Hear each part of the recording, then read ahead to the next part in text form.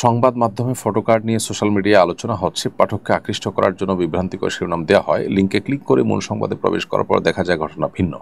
এ ধরনের সংবাদ উপস্থাপনকে মিথ্যা হিসাবে বিবেচিত হবে কিনা, এ ব্যাপারে ইসলাম কি বলে? সংবাদকর্মীদের প্রতি আপনার বার্তা কি? যারা সংবাদকর্মী তারা যদি মিথ্যা, বিভ্রান্তিকর অথবা প্রতারণামূলক সংবাদ সরবরাহ করেন, তাহলে সেক্ষেত্রে তারা অবশ্যই আল্লাহর কাছে দায়ী থাকবেন।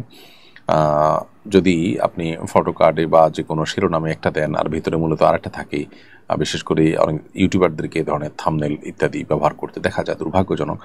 তো সেটা তো প্রতারণা।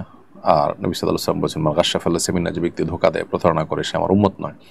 বিধায় দর্শকদেরকে ভেতরে এক কথা বলে ভেতরে নিয়ে অন্য কথা তাদেরকে শোনানো বা দেখানো, এটা সুস্পষ্ট প্রতারণা, এটা গুনাহের কথা। আমরা এ ধরনের গুনাহকে গুনাহ মনে করি না, এ ধরনের দোষকে দোষ মনে করি না। সাংবাদিকতার ইথিক্সের সাথেও এটা যায় না, একজন সাংবাদিকের পেশাদারিত্বের সাথেও এটা যায় না। বিধায় আল্লাহকে ভয় যেমন করা উচিত, ঠিক তেমনিভাবে আমাদের মিনিমাম যে আপনার দায়বদ্ধতা আছে আমাদের বিবেকের কাছে, সেই জায়গা থেকেও আমাদের এ ধরনের কর্মকাণ্ড থেকে বেঁচে থাকা উচিত এবং বিরত থাকা উচিত। আজকাল দেখা যায় মূলধারা গণমাধ্যমগুলোর অনেকগুলোতেই এ ধরনের ফটোকার্ড ইউজ করা হয়, এ ধরনের শিরোনাম ইউজ করা হয়, যেগুলো নিছকই ভিউয়ার টানার জন্য। সেখানে না কোনো বস্তুনিষ্ঠতা থাকে, না কোনো সত্যের লেশমাত্র থাকে।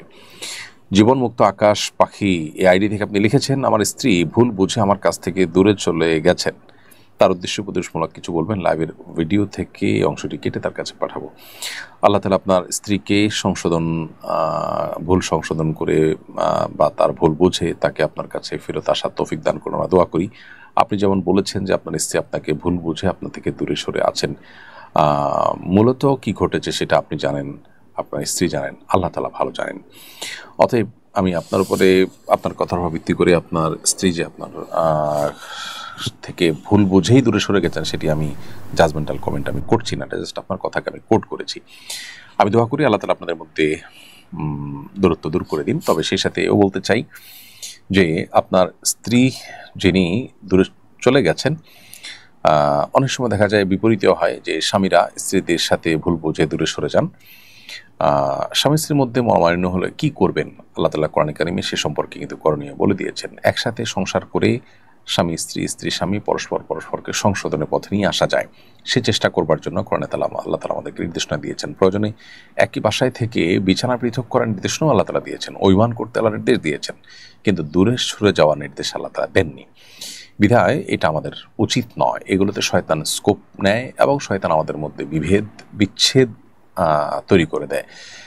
তো এরকম বিচ্ছেদ দিকে যদি নিয়ে যায়, তাহলে সেক্ষেত্রে আল্লাহ তাআলা অসন্তুষ্ট হন এবং আমাদের ঈমান, আমল, আখিরাত বরবাদ হয়। একজন মুসলমানের সাথে যা যায় না, একজন ঈমানদার সবসময় চেষ্টা করবেন তার ঈমানের দাবি থাকবে, তিনি সবসময় তার দাম্পত্য সম্পর্কটাকে জোড়া লাগাবার চেষ্টা করবেন, বিচ্ছিন্ন করবার চেষ্টা করবেন না।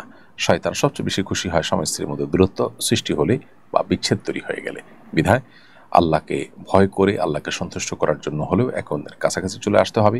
একান্ত যদি কোনোভাবে একে অন্যের সাথে সংসার করা না যায়, সংসার করতে গেলে যদি আল্লাহর হুকুম লঙ্ঘন হয়, আল্লাহর অবাধ্য হতে হয়, তাহলে সেক্ষেত্রে আল্লাহর বাধ্যগত থাকার প্রয়োজনে বিচ্ছেদের পথে পা বাড়ানো যেতে পারে, সেটাও বিদগ্ধ আলেমদের সাথে পরামর্শ করে শরিয়া সম্মত উপায়।